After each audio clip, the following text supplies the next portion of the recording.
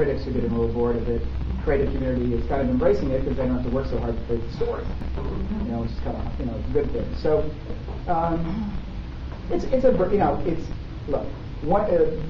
our company is a company, and again we can probably talk about screenwriting at some point because that's what you guys do. But our company as a company, as you know, is getting smaller. We're going to spin off Time Warner Cable. We're going to spin off AOL, hopefully. Terrible merger. And excuse me, what will happen is we're going to become a content company. And when you become a content company of Turner, HBO, Warner Brothers, to be able to expand into all forms of content, whether it be film, whether it be television, whether it be digital, whether it be stage, anything we can get our arms around to be expanding into content is going to be a good thing. Because we're going to be a smaller company and we're going to be evaluated by our content. Today, HBO can do $1 million profit as they've done for the last 3 years. We can turn out a Harry Potter, which has done $1 billion from one film. That's without merchandising. It's just gross boxes worldwide with DVD. So when you look at those kinds of numbers, you expect your stock to go up. You're going to say, wow, look at that company's... But because our company was so huge, when we would have these enormous success in content, it wouldn't make any difference. And, we've been sitting around 14 and a half, 15, and, we just can't sit there much longer. So we're dividing up.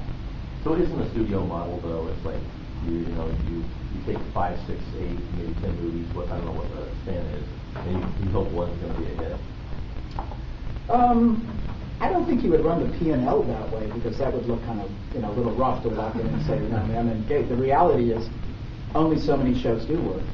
Yeah. The thing about the feature film business is, however, you have multiple platforms that you can go to. So if you just look at the domestic box office, first of all, you got to cut the domestic box in half. Whatever number that's being registered, cut it in half, because the cinema operator is going to take about 50 cents on the dollar. And then you have to lay off against that the cost of production, the cost of marketing, the cost of publicity, and then ultimately participations, and then ultimately you're going to get a profit. Then you get the worldwide number, and you can kind of play that same game with that map. And finally, you're going to see that that's going to be the money that comes back to the studio. The difference is you can still take a movie which is not highly successful domestically. That movie may be successful internationally. The other might be true. We may find something that's very successful, domestically that there's no business foreign. But then you can sell it into television. And then you can, again, get the DVD revenue, the pay-per-view, and you can find other revenue streams that will take a movie which isn't that successful and make it kind of work. I don't think that, honestly, we would green light a film walking through the door thinking it's going to lose money. I simply would decide not to make that movie. Right. So I think you go in saying somewhere maybe, this could be a home run because we know we can get this, that, and the other thing. But then you take a film like Speed Racer. I mean, people made Speed Racer thinking this would be a big summer movie, that it would make a lot of revenue. Well, it didn't. We'll still do all right because the cost of production wasn't enormous. And there will be DVD, there will be television, there will be ancillary, it'll be in the library forever. All of those revenue streams will come back, and ultimately that property will probably not lose a lot of money. It'll take a while. Well, some of those revenues are immediate. I mean, the television sale will be pretty quick. The DVD will come out simultaneously. The worldwide revenue would be coming in. Second sales, so, that's 7 years. So, but I think you try to balance and you think, okay, maybe I can get X amount of money on this one, and maybe this one has really broad potential, this one I can only be a single, and then you mix your slate up a little bit. So what are your thoughts on Speed Racer? What are your thoughts on White? Oh, I don't know. I mean, I can't really you can second guess, I suppose, but, one thought is probably as good as another. Was it too animated? Was it too male? Was it too, why did it come out on Mother's Day? I mean, No weekend movie. And I'm sure there's good answers, and the guys who developed it would probably have great answers for all of that, why they did it. But, all we all know is, too, you begin you don't start saying this won't work. You always think it's going to be the best thing you can do, and just sometimes it isn't. And it's just the way entertainment is. But that's really the whole. The whole thing with it is it's really difficult to tell what's going to. It is. it's a lot of times things break out and nobody expected it. Right. You just don't get it. I mean, the phenomenon around Sex and the City, I think you could have guessed that there would have been. It's dangerous for television product, actually. It's hard to take something that really made its initiation on TV, and when I was doing a lot of TV movies, we did a lot of kind of what we would call in those days reunion films. So we did Dukes of Hazzard, we did Dallas, we did Knots Landing, we did The Waltons, and you never really know has the audience left that show behind in their sensibility. Then if you try to update it and make it kind of quote unquote contemporary, then you're wondering if you're going to alienate the people who loved the show and what they loved about it. And so we have one right now, right? It's releasing this weekend in Get Smart. And again, some of the reviews have been coming in. Some of the reviews are kind of pointing to that dynamic of taking a television show that had a following. Sex and the City can be in that same game, and then moving it forward, and does it work and does it not work? Sex and the City worked because you had exactly the same cast, I think, and because they told a very kind of conventional story. It was kind of a TV story, if you will.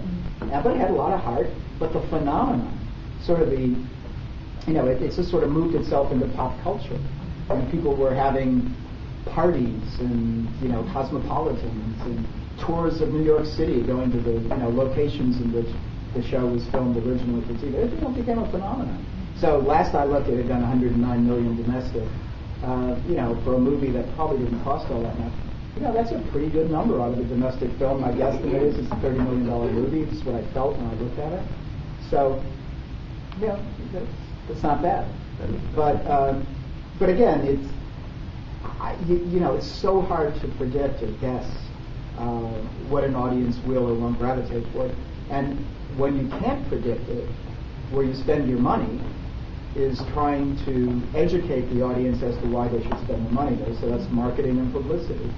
And how there's always a battle, always. I've never not seen one, between development and marketing. Because the development guy will say, I gave you a great movie, and you didn't know how to sell it. And the selling person will say, this was a junk movie, and I couldn't have sold this into it. And there's always the argument, it wasn't presented right. You put it on, and then you have distribution. You put it on the wrong weekend. You put it against the wrong competition. There was too much clutter. The DVD people go through the same thing. They're constantly thinking about shelf space. How do we move it in? How do we move it out? Is there too much clutter? What time of year do we go? There's too much out there at Christmas. Go to January, nobody's got money. Where do we go? So this, the whole business of entertainment is a business of entertainment with a lot of different variables to it.